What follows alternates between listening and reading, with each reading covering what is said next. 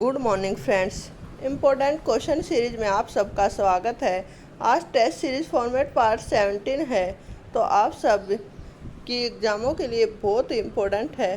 तो आप विशेष करके आप पहले क्वेश्चन को पढ़िएगा और फिर आंसर पुट खुद कीजिएगा। एक नोटबुक पेन लेके बैठना, अपना आंसर टिक करना और फिर चेक करना कि आपके 25 में से कितने क्वेश्चन ठीक है। तो आपकी जीके की तैयारी कितनी अच्छी है, तो आप इससे अनुमान लगा सकते हैं। आज की क्लास में विशेषकर क्वेश्चन है जो हिस्ट्री से लिए गए हैं, मेडिवल हिस्ट्री से। तो चलिए आइए स्वागत करके आपका कंटिन्यू करते हैं सीरीज। जलियांवाला बाग में गोली चलाने का आदेश दिया था। फर्स्ट ऑफ ऑल पहली बात तो ये है कि जलियांवाला बाग 13 अप्रैल 1919 को हुआ था। तो इसमें जो गोली मारने का आदेश दिया था जनरल डायर ने। निम्नलिखित आंदोलनों में से किस में महात्मा गांधी ने भूख हड़ताल को एक हथियार के रूप में पहली बार प्रयोग किया था? तो भूख हड़ताल को 1918 का अहमदाबाद मिल मजदूर आंदोलन था।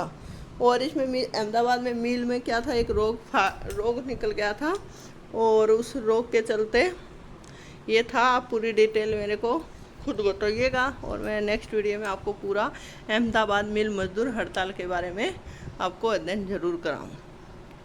20 सितंबर 1932 को यरवदा जेल में महात्मा गांधी ने आमरण अनशन किसके विरोध में किया था? तो 1932 को आप सबको पता है, रैमसे मैकडोनाल्ड के सांप्रदायिक पंचायत के विरुद्ध में।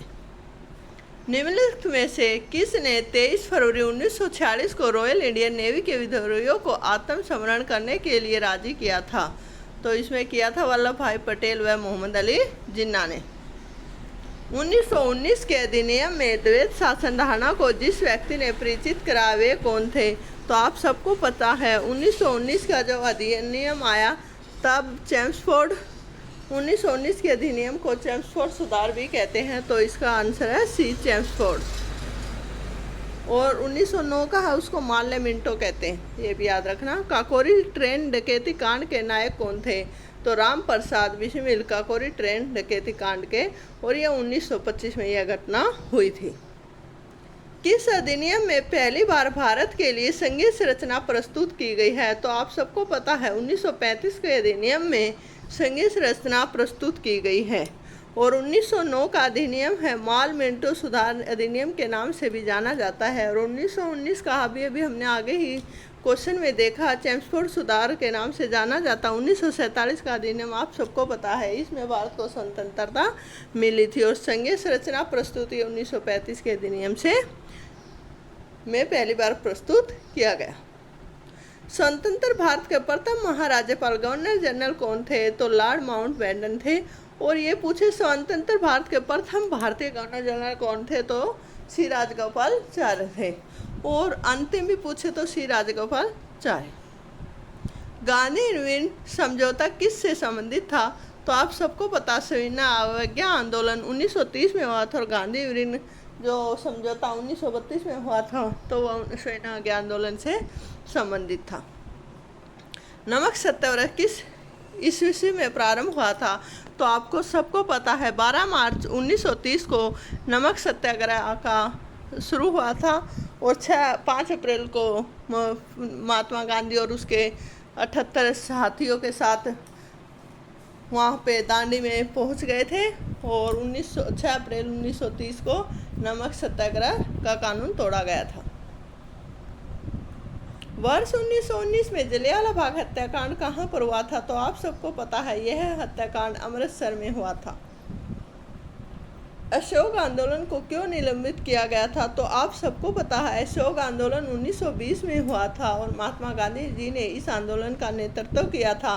और इस चोरी हिंसात्मक घटना होती है गोरखपुर यूपी में 1922 को। तो उस समय मतलब गांधी जी अंदर से बहुत ही दुखी हो गए थे, तो उन्होंने अशोक आंदोलन को स्थगित कर दिया गया था। और उसके बाद ही कई 2 पार्टी अलग अलग हो गई थी, जिसे स्वराज पार्टी का भी बोलते 1923 से, क्योंकि वो कोई कुछ आंदोलन करता चाहते थे कि अशोक आंदोलन को कंटिन्यू जारी रखा जाए। बट महात्मा गांधी ने चोरी हिंसात्मक घटना हुई तो उससे दुखी होकर तो अशोक आंदोलन को स्थगित कर दिया गया था। सुभाष चंद्र बोस ने सिंगापुर में दिल्ली चलो का नारा कब दिया गया था? 1943 में सिंगापुर में दिल्ली चलो का नारा दिया गया था। कांग्रेस ने भारत छोड़ो आंदोलन का प्रस्ताव किस वर्ष पारित किया था? भारत छोड़ो आंदोलन 8 अगस्त 1942 को भारत छोड़ो आंदोलन हुआ था। 1940 को व्यक्तिगत सत्याग्रह हुआ था। 1913 में आज़ाद हिंद फौज की स्थापना हुई थी 43 में मतलब। कांग्रेस का 1929 का अधिवेशन जिसमें पूर्ण स्वराज का लक्ष्य घोषित किया गया था, यह किया गया था आप सबको पता है लाहौर में रावी नदी के किनारे पर। और जो थे उस समय कांग्रेस के अध्यक्ष कौन थे, आप मुझे कमेंट्स में बताइए। देश बंधु की उपाधि से संबंधित हैं चित्तरंजन दास। देश बंधु की उपाधि से कौन संबंधित है? चित्तरंजन दास। और डॉक्टर बी आर अम्बेडकर अपने संविधान निर्माता हैं। और विपिन चंद्र पाल, लाल पाल, इन तीनों की त्रिपुटी में शामिल है। और रविंद्रनाथ टैगोर तो आप सबको पता है। रविंद्रनाथ टैगोर के बारे में आप प्लीज़ कुछ 2 लाइन 3 लाइन जो भी आपको आती हो ज़रूर बताइएगा। किसने कहा था तुम मुझे खून दो मैं तुम्हें आज़ादी दूंगा?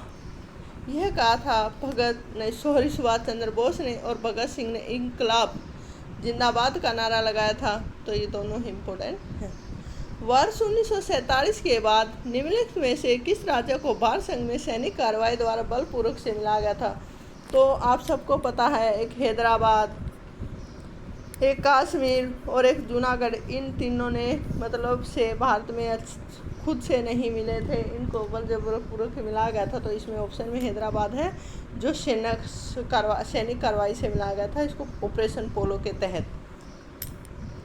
निम्नलिखित में से किस वर्ष में मुस्लिम लीग ने एक पृथक राष्ट्र का संकल्प स्वीकार किया था? 1940 में।